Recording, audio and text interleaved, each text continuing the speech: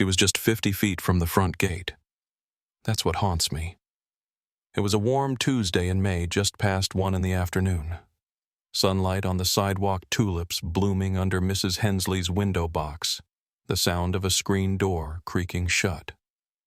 And my daughter, 9 years old, pink backpack on her shoulders, walking home like she always did, until she didn't.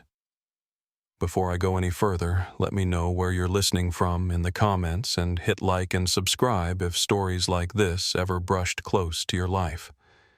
Every click helps bring someone else's memory back to the surface. My name is Mia Whitlow. I was 35 that spring.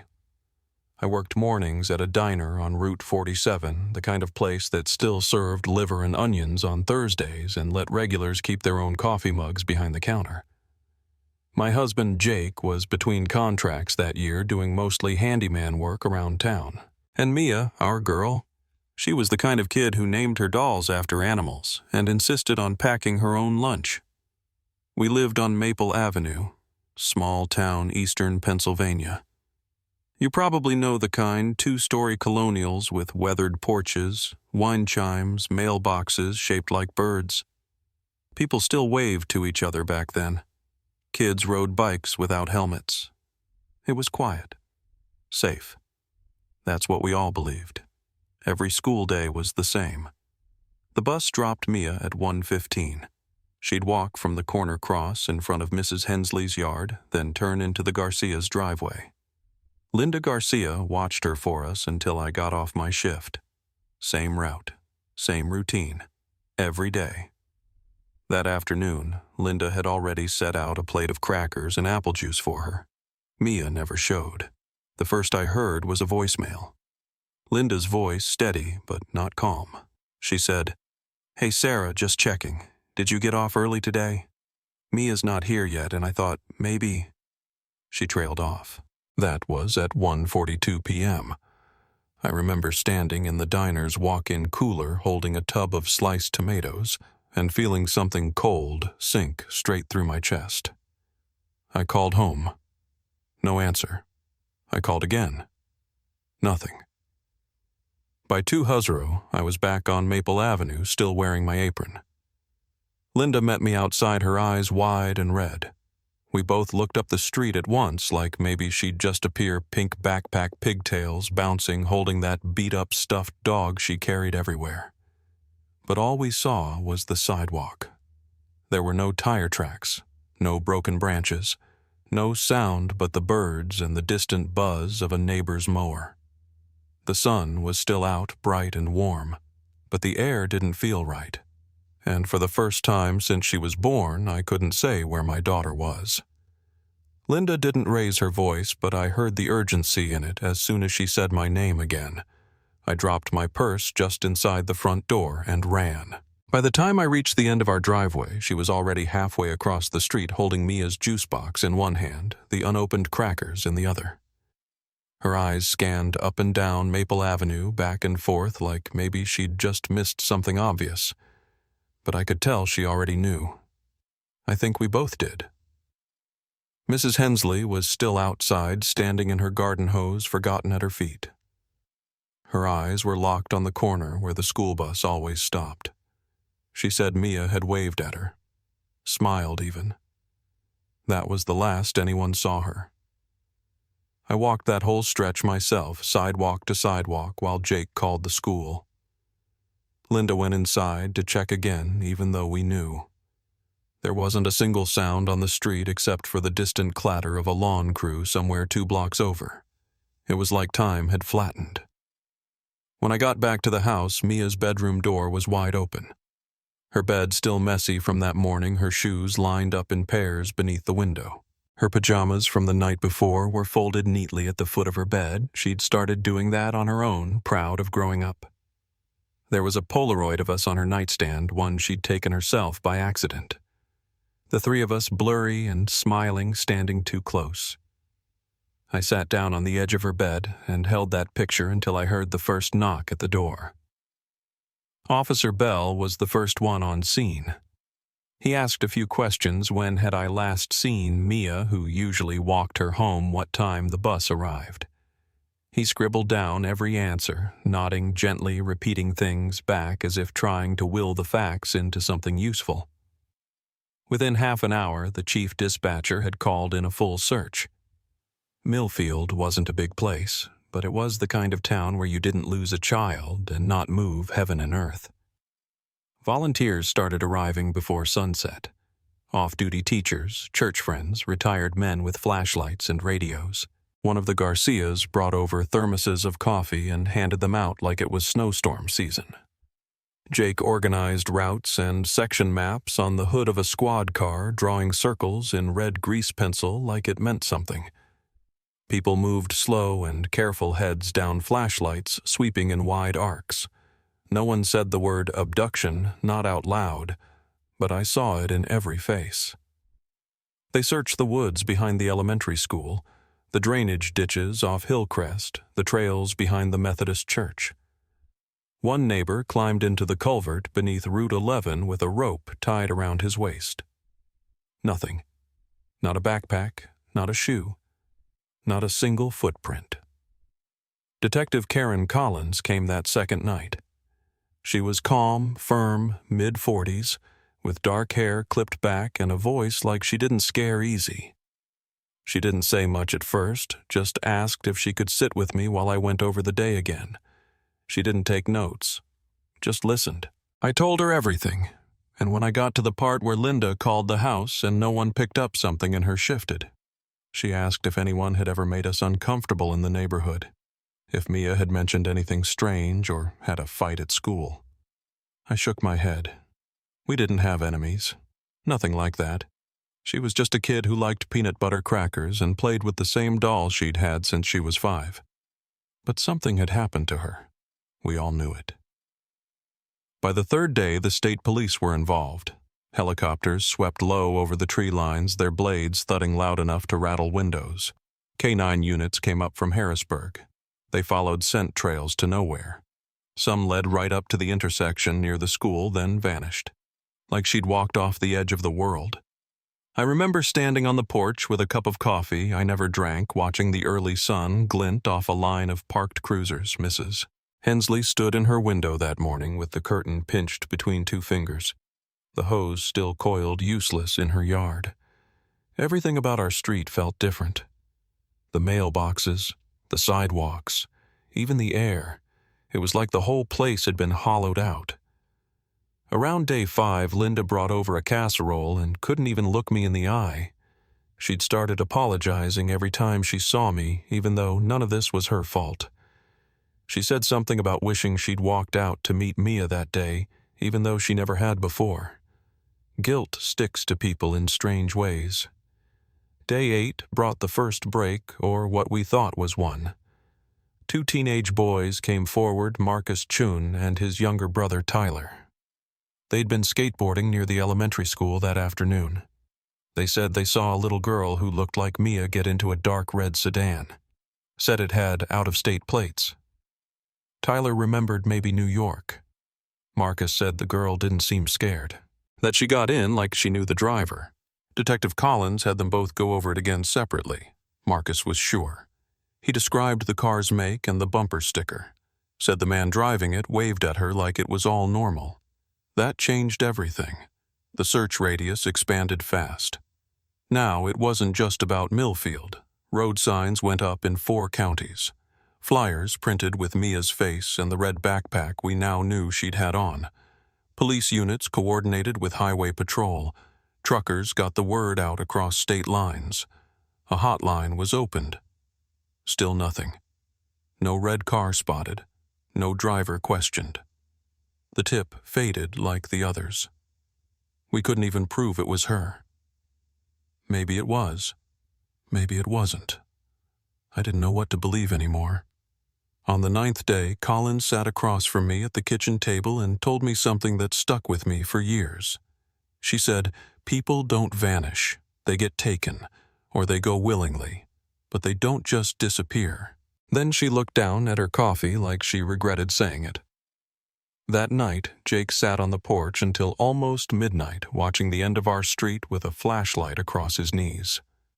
I asked him what he was looking for. He said, Anything that doesn't belong. But it all looked normal. That was the worst part.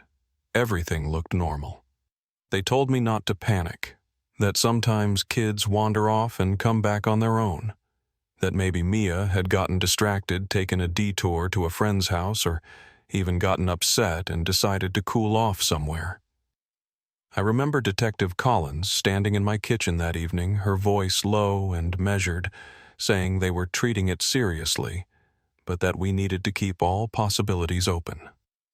I nodded, but it didn't sit right. Mia wasn't impulsive.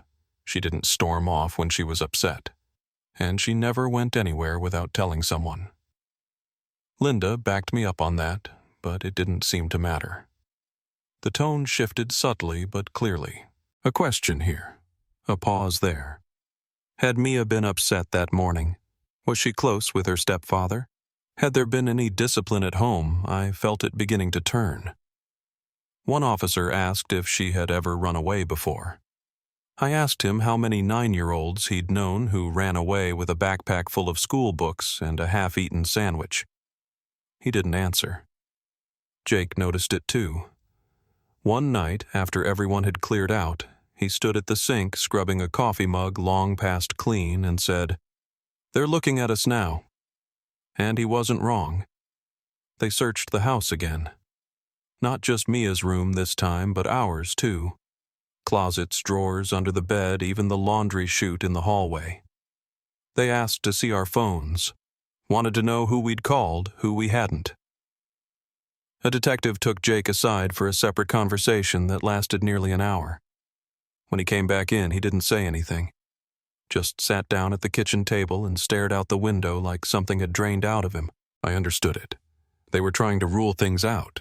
That's what they said. But it felt like being slowly erased from the circle of people who were allowed to grieve. Even Mrs. Hensley, who'd seen Mia walk by that afternoon, was treated more like a bystander than a witness. She kept apologizing, said she wished she'd walked Mia home. She couldn't have known. But it didn't stop the guilt. The thing is, when nothing turns up after those first few days, no shoe, no sound, no sign, people start telling themselves stories. And the police start looking for someone to hold it together, or someone to blame. I tried to stay focused, stayed up late with the phone next to me, staring at the wall until morning. Jake threw himself into the volunteer efforts, organizing maps, double-checking the areas already searched. But inside the house, we barely spoke. Not out of anger, just exhaustion. Everything we said to each other already felt rehearsed. The silence was easier. The pressure didn't come from just the police. People around town started talking gently at first. A neighbor asked if we had any family trouble. Someone else asked about Mia's biological father, even though he hadn't been in the picture since she was 3. I started getting strange looks at the grocery store, people quick to smile, but even quicker to move on. Sympathy fading into suspicion. I could feel it. One afternoon I was out getting the mail when a woman I didn't recognize pulled up in an SUV, leaned out the window and said, "You holding up okay?" I said I was doing the best I could. She nodded and said, "Well, kids don't just vanish, right?" And then she drove off. No one knew how to talk about it anymore. Most people avoided it. Some leaned too hard into theory. Theories became stories, and stories twisted into speculation. And somewhere in all of it, Mia became less of a little girl and more of a mystery. A town whisper. I remember sitting on the couch one night, flipping through the channels when a news segment came on about a missing teenager from another state. Jake muted the TV without a word. We just sat there staring at the silent screen. Even the television had nothing left to offer. The lead with the red car didn't go anywhere. No matching vehicles turned up. No traffic cams caught it. No one from out of state had been flagged in the area. The car might have been real, might have been something the boys misremembered, or maybe something more complicated. But the police didn't seem to have much faith in it. It was filed and then faded. Everything faded. About 2 weeks and Detective Collins came by with a man from the regional office. She said they were reviewing older cases in the area looking for patterns, similarities. She didn't say the word, but I could tell they were starting to consider the possibility Mia was never coming home. I asked her directly if they were still following every lead. She said yes, but her eyes said something else. That night, I pulled out every photo album we had, spread them out across the floor like maybe something inside them would help. A face, a background, a detail I'd missed.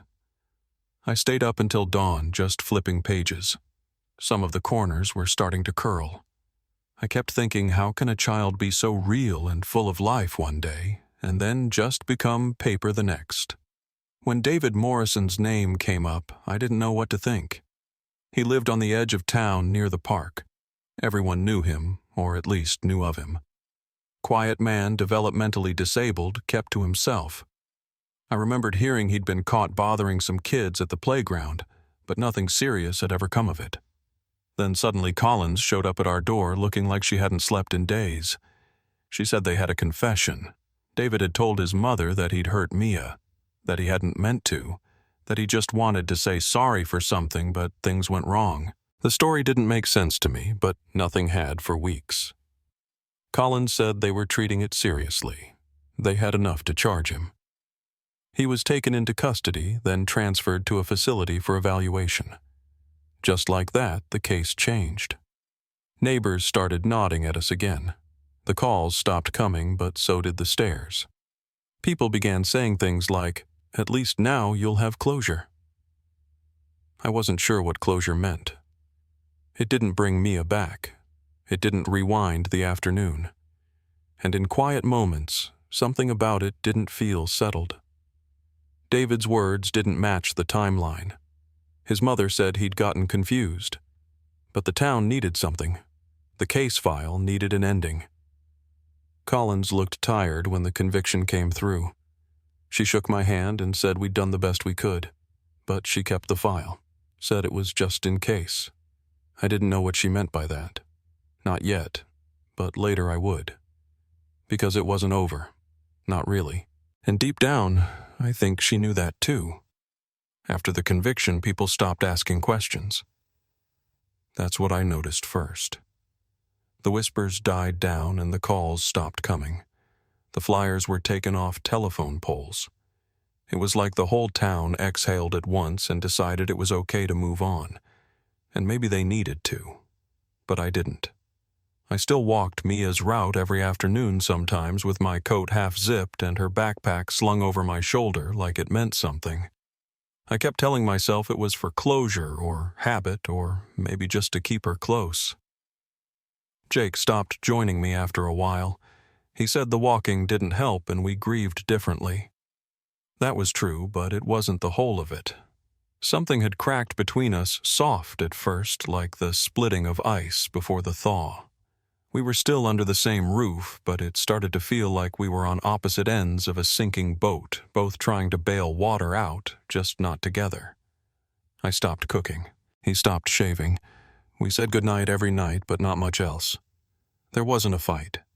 There didn't need to be. Just silence. Long and steady. And underneath that silence, I couldn't let go of one thing, David's confession. Something about it never felt right. I told myself maybe I was just looking for reasons to stay in grief, that I couldn't accept closure even when it was handed to me. But when I read the transcript line by line, my gut wouldn't settle. His story shifted in small ways. The time of day. The place he said he approached her. His mother said he'd been confused for weeks, that he sometimes mixed up dates and details. But why then? Why confess at all? I kept coming back to the red car. The one Marcus and Tyler Chun had seen. It never lined up. David didn't drive. He didn't own a red vehicle.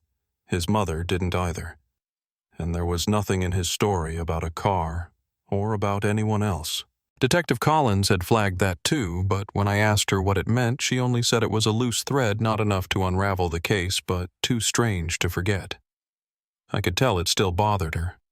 She stopped by the house a few times after the sentencing, always casual. dropping something off, asking how I was doing, sometimes just standing with me in the yard as we watched the wind stir the leaves across the sidewalk where Mia should have been. One afternoon, she said, "I still think about that backpack." And I knew what she meant. They never found it. Not the backpack. Not the doll. Not the dress she was wearing. Those things just vanished. Evidence didn't evaporate like that. Not unless someone knew exactly what they were doing. After that, she stopped coming by. A year went by, then two. Jake and I filed for divorce. Not out of spite. It just became clear that the version of us who had built a life around Mia didn't know how to stand without her. We split the furniture. I kept the house. He moved in with his brother across town. I still saw him sometimes at the grocery store driving through old shortcuts. We didn't avoid each other, but we didn't wave either. We'd become like two people who shared a memory but not a present. The seasons came and went. I painted the living room. I went back to working double shifts. I spent less time in her bedroom, though I never touched her things. I told myself that was progress, even if I didn't believe it. And still that sense that something had been missed never left me. There were nights I sat at the kitchen table with the file Collins had given me. She said it was mine to keep since I had a right to all public records tied to the case. I read every word of it until the paper turned soft at the edges. And still, none of it felt like an answer. I told myself I should be grateful, that at least I had a name, that I wasn't one of those mothers who spent 30 years wondering who. But knowing who didn't mean knowing why. And not knowing why left everything open. In 2008, Collins was promoted to captain. I heard it through someone at the diner. She didn't come back to Maple Avenue after that. I imagined her at a bigger desk under fluorescent lights with newer cases that actually led somewhere. I didn't blame her. The town changed too. The Garcias moved. Mrs. Hensley passed away the winter after my divorce. The school district redrew its routes and no buses stopped at our corner anymore. The house got quieter. Even the street lights buzzed differently. I started keeping her room closed. Not locked, just quiet. I told people I was doing okay, and mostly I was. But underneath it, I still found myself looking for her in places that didn't make sense. A shadow at the park. A voice at the checkout line. I knew better. But the mind doesn't care what you know. One night I had a dream I was walking through the woods near the edge of town. The kind of trail where the ground goes soft after rain, and I found her backpack just sitting there on the path. I woke up choking on air, hands shaking, still hearing the sound of leaves brushing against nylon. I told no one, just got up, poured coffee, and went to work. That was how the days passed. No big moment, no return. Just a long, slow settling into not knowing. Until one October morning, 15 years after she disappeared, I got a call. I hadn't spoken to anyone from the department in years. But when I picked up and heard the voice on the other end steady lower than I remembered, I knew immediately. "Sarah Collins said I need you to come in. There's been a development." She didn't explain further. Just gave me a time and address, Woodland State Park, 20 minutes north.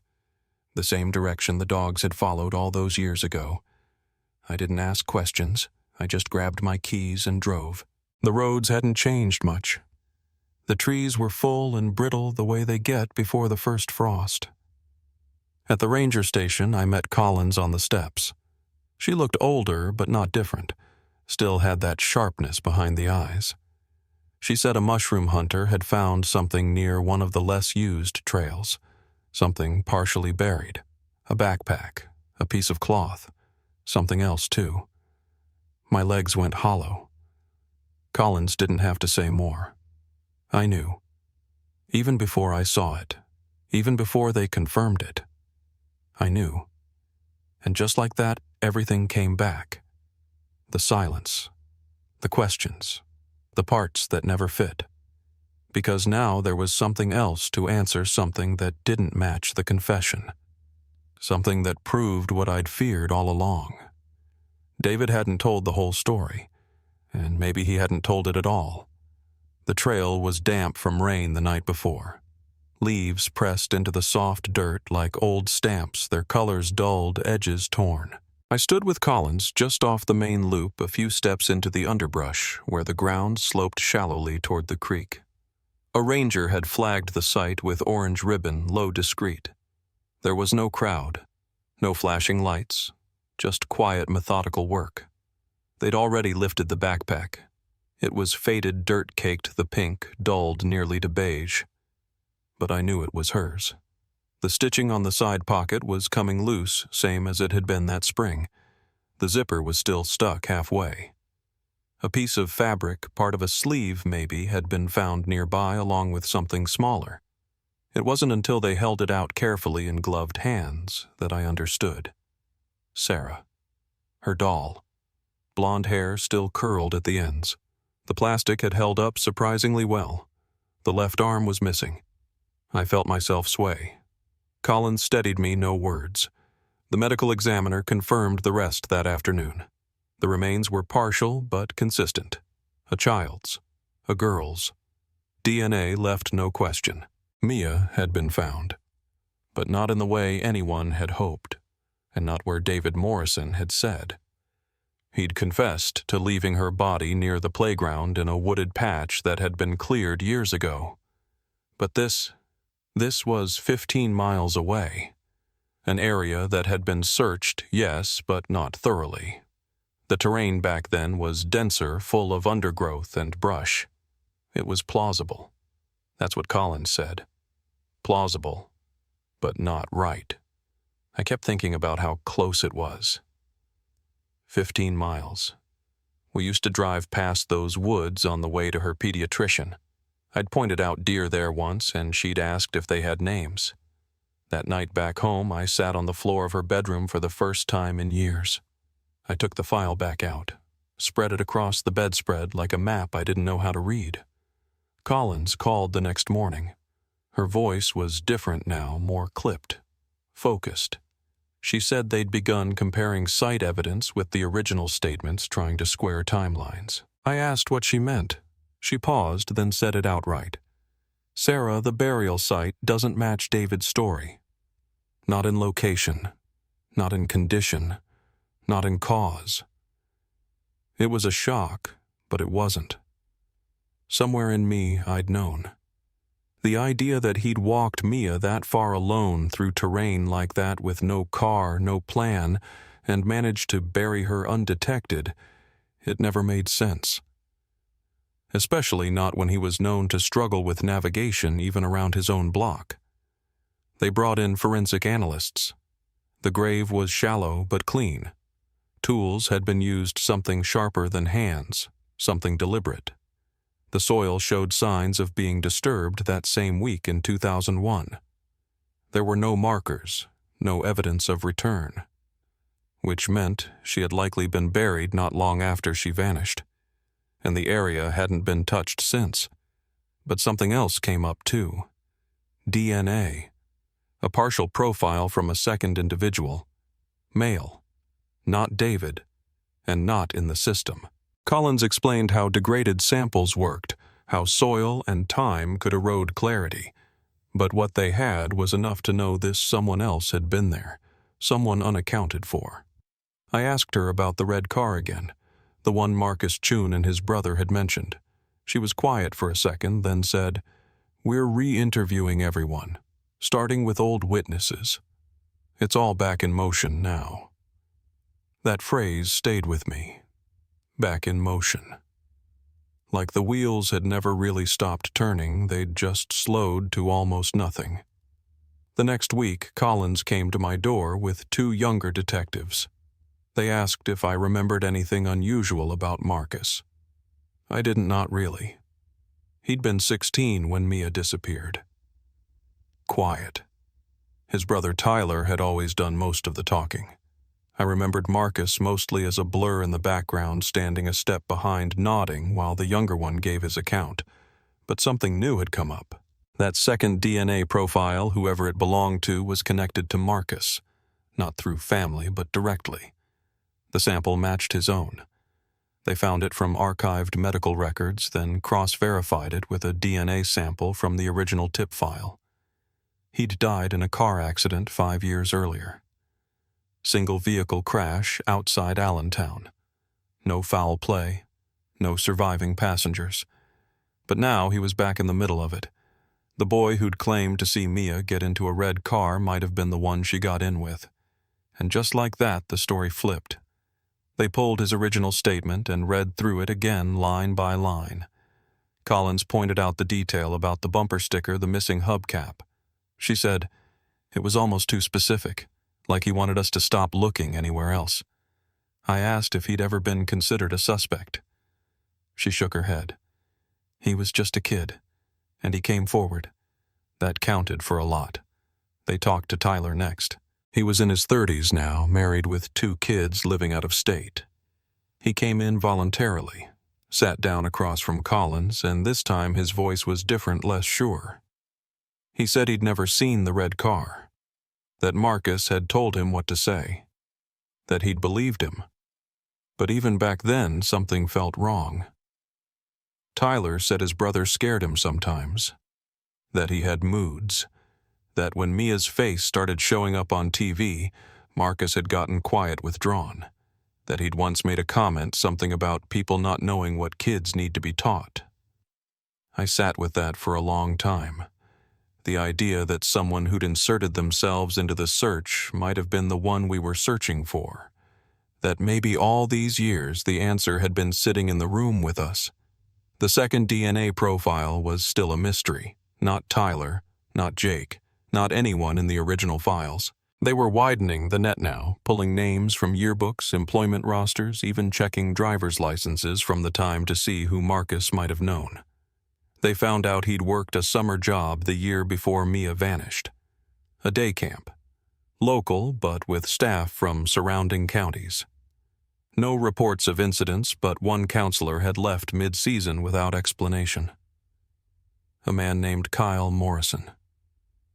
The name stuck in my head, but I didn't place it right away. Then it hit. Morrison. David's older brother. I didn't know what that meant yet. Neither did Collins. But the thread was real now. Something had finally shifted, and for the first time in 15 years I felt like the silence might not hold. Not much longer. The name sat there on the page like it had always been part of the story, Kyle Morrison. I recognized it instantly, but I had to read it twice before the pieces started to lock into place. David's older brother. Quiet, mostly kept to himself, never really part of town life in the way his younger brother had been. I hadn't seen him in years. After David's sentencing, the Morrison family disappeared almost entirely from public view. Their mother passed away while David was still inside. The house was sold. Kyle, I assumed, had left with whatever was left of that life.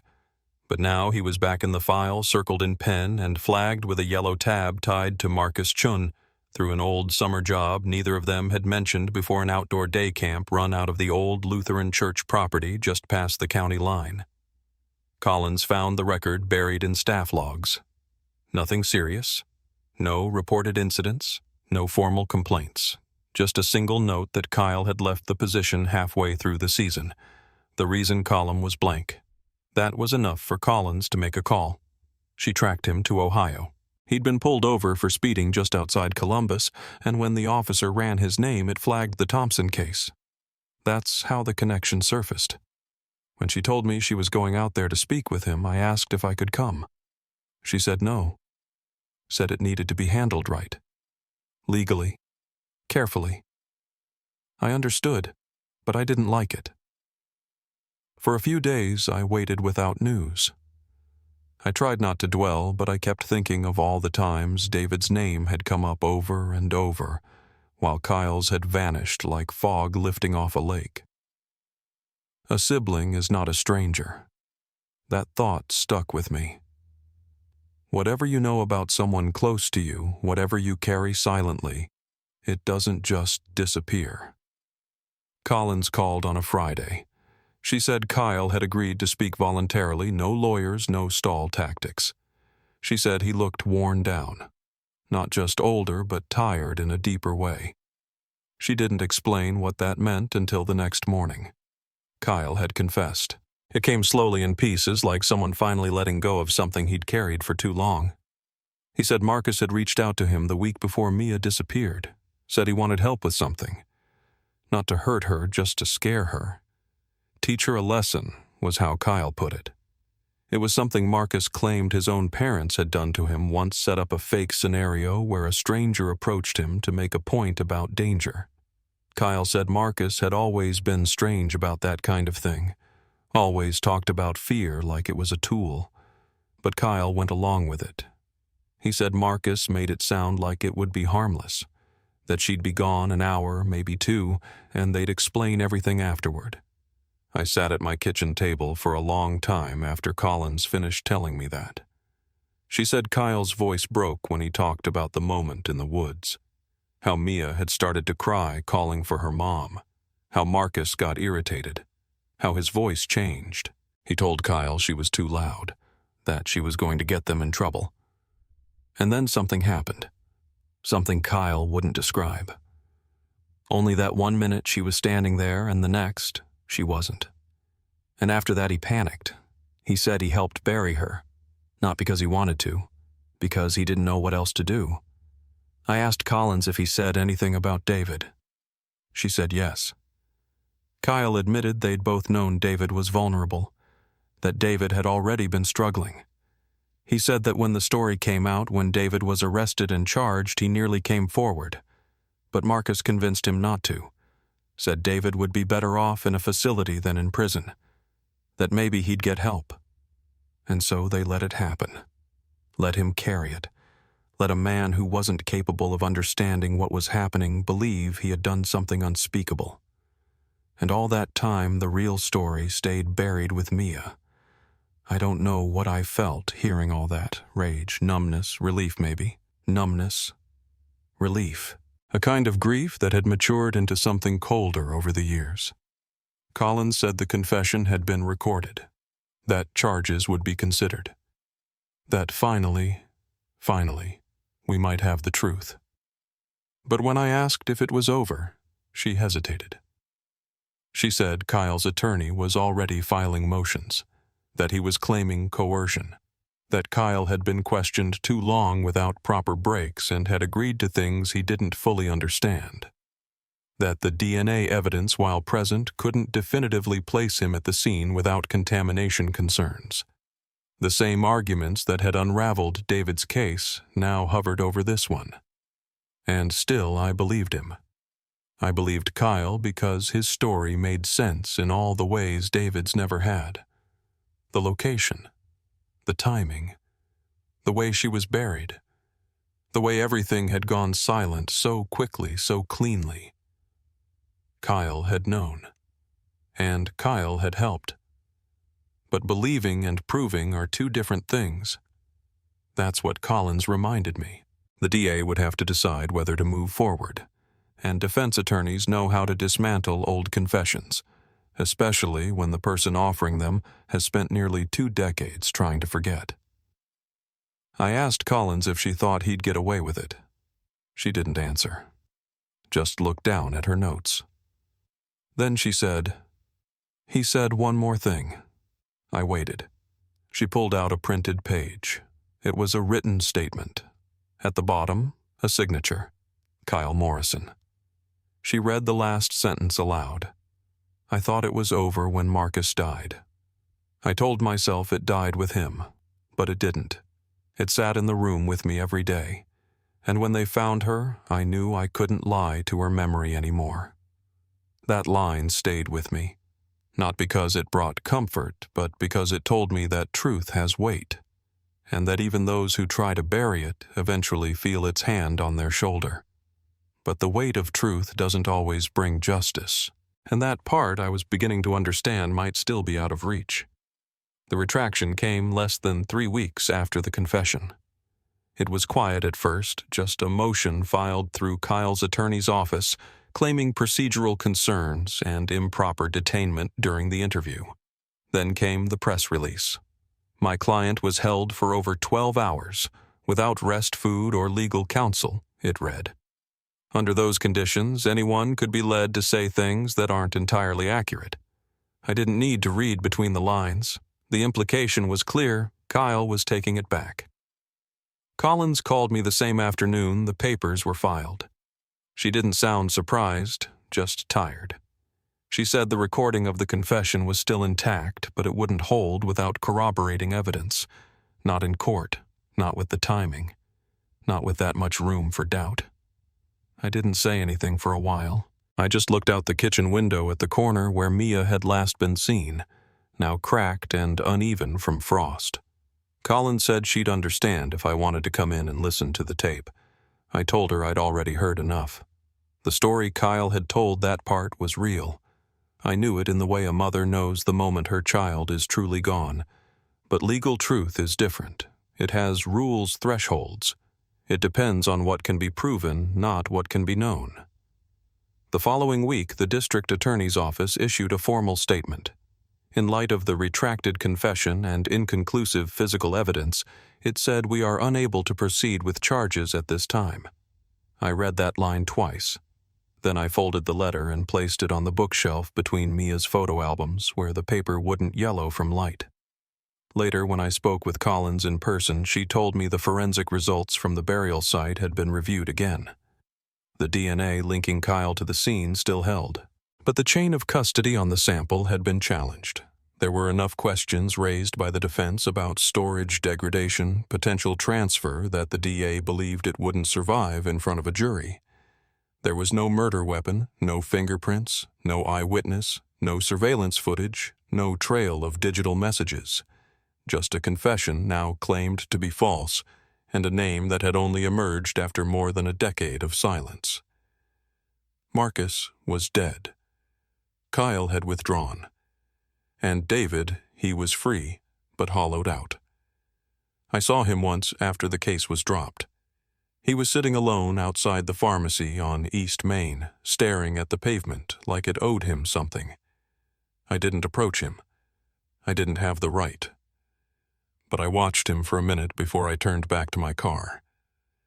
When I got home, I sat in Mia's room and thought about how the years had blurred the line between remembering and guessing. Whether a laugh I recalled was from that last week or from the year before. Whether the sweater still folded in her drawer had ever actually been worn or just picked out for the next day that never came. I waited for someone to call and tell me the decision had been reversed, that new charges had been filed, that someone else had come forward. But nothing happened. And when the news outlets stopped calling and the mailbox went back to holding only coupons and utility bills, I realized that this was it. This was how the truth ends, not with a final verdict, but with the quiet folding in of attention. The days got colder. The leaves went out with one last show of color, and then the trees stood bare, same as they had the year Mia disappeared. The memorial in Woodland State Park grew slowly. People left notes, candles, small trinkets.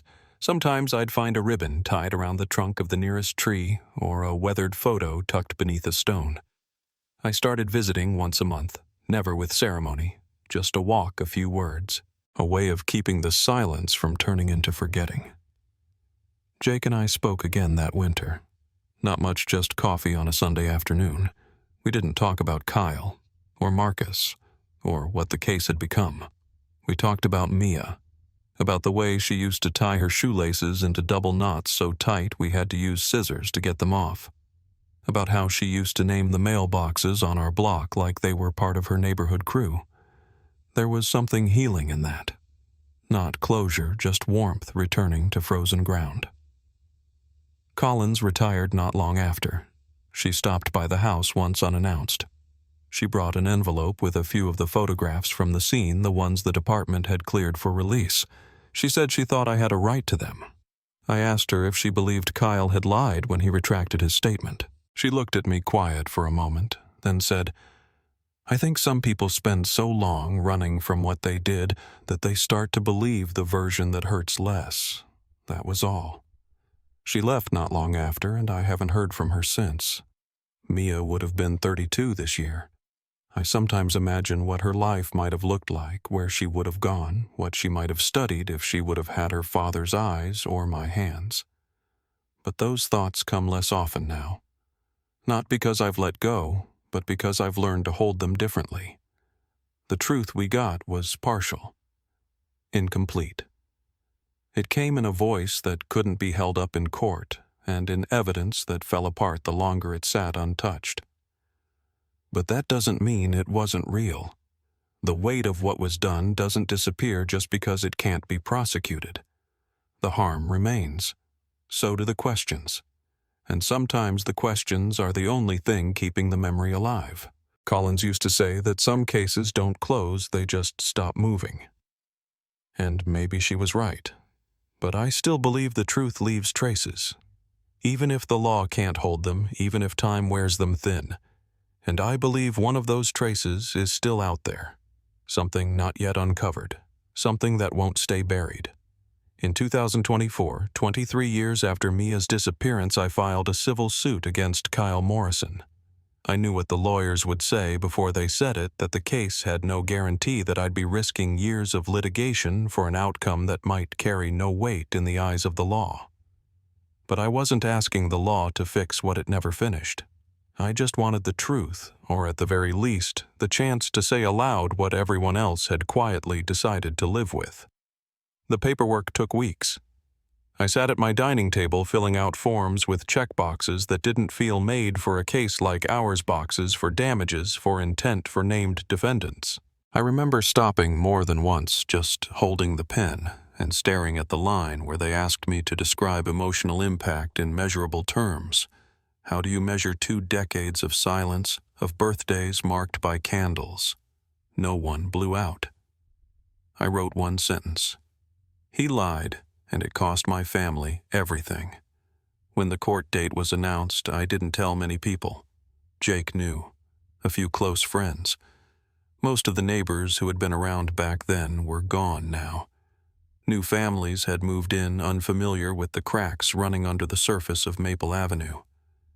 That morning, I wore a navy sweater with Mia's initials stitched along the hem. I sat in the front row of the courtroom with my hands folded in my lap, just watching. Kyle didn't speak. His lawyer handled the response, citing lack of physical evidence, retracted statements, and the fact that no criminal charges had ever been filed against him. They called the confession a result of psychological pressure and irrelevant to the burden of civil proof.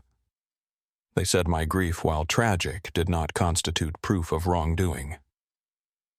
When the judge ruled to dismiss the case, I didn't react. I'd already grieved every version of this ending a dozen times over. Outside the courthouse, I stood on the steps while people filed past. Collins wasn't there. She'd long since retired. But I thought of her then, of her hands on that old case file, of how she once said she kept it open in her mind even after it had been closed on paper. That evening I went home and sat in Mia's room, which I still kept the way it was. Same posters, same nightlight. I reached into the top drawer and pulled out the last photograph we'd taken together, a little instant print from a school field trip. Mia's face was slightly out of frame, like she'd leaned in too fast for the shutter. Her hair was pulled into lopsided braids. She looked happy, alive, real. And more than anything, I wanted the people who had sat in that courtroom to understand that she wasn't just a case number or a question mark. She had been here. She had mattered. That weekend, I drove out to the memorial in Woodland State Park. It had changed over the years, grown larger, more permanent. There was a plaque now etched with her name surrounded by a ring of river stones. Someone had left a crocheted ribbon around the base. A child's drawing was tucked behind a candle. I didn't know who had left them. Maybe no one I'd ever met. But the fact that they were there meant something. I sat on the bench across from the tree line and talked to Mia the way I always did when I came. I told her the truth about the trial, about how Kyle had walked free again, about how I still believed what he'd said before he took it back.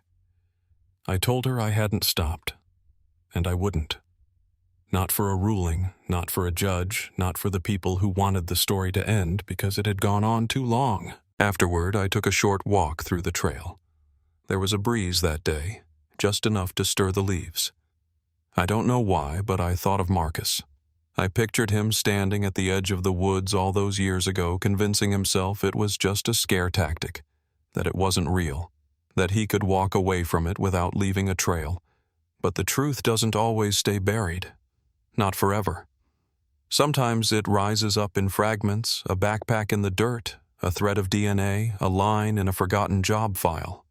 And sometimes the trail it leaves is not in evidence, but in silence. The kind that follows you home, that sits in the passenger seat when you're driving and makes you take a second glance at every teenage boy walking too slow down the sidewalk. There was a part of me that still hoped someone else might come forward. Not with a confession, but maybe just a memory, a detail, a name. Something said in passing that had meant nothing at the time. But I also knew the window for that kind of miracle was closing. People forget. Records get lost. Even the strongest memories fade until you're no longer sure if what you remember is what happened or just the version that hurts the least. The detectives assigned after Collins had changed a few times. None of them called anymore. I couldn't blame them. Without new evidence, there wasn't much left to chase. Still, they hadn't marked the case closed. Not officially. That part mattered.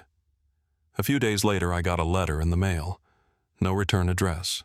Inside was a folded photo, one of the public ones from the news years back.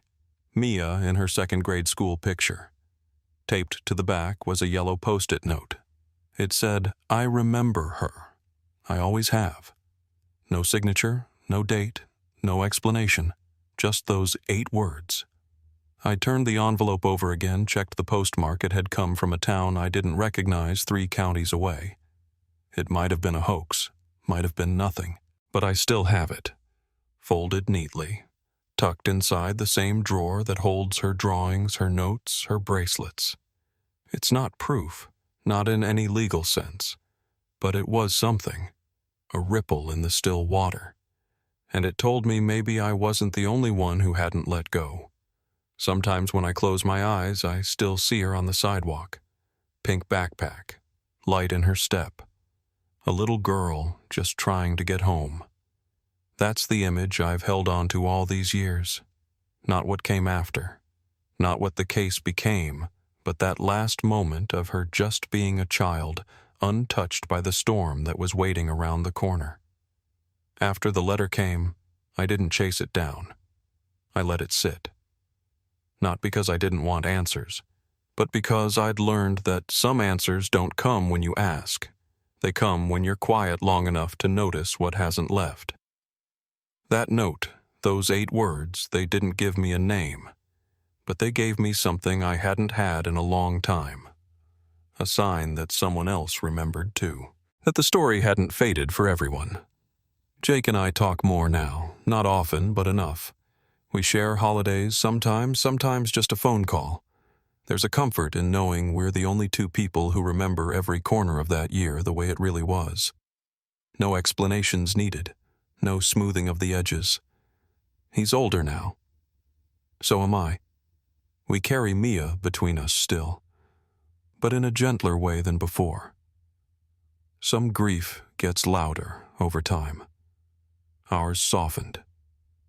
Made room. David never spoke publicly after his release. I don't think he wanted to. I heard he moved out west for a while, then came back. Someone said he's living quietly in a county facility now. I wonder what kind of peace he's found, if any. As for Kyle, I don't say his name out loud much anymore. It doesn't bring me anything useful. I've come to believe that people can live their entire lives beside the truth without ever looking it in the eye. That was his choice. And in a way, that's its own kind of sentence. Detective Collins and I exchanged one last letter not long after the civil case was dismissed. She thanked me for trusting her, even when the answers never came clean. I thanked her for staying when it would have been easier to walk away. She said she still thinks about Mia. Still keeps her photo on her desk even in retirement. Some cases close, she wrote. Others live on in people. I go to the memorial often.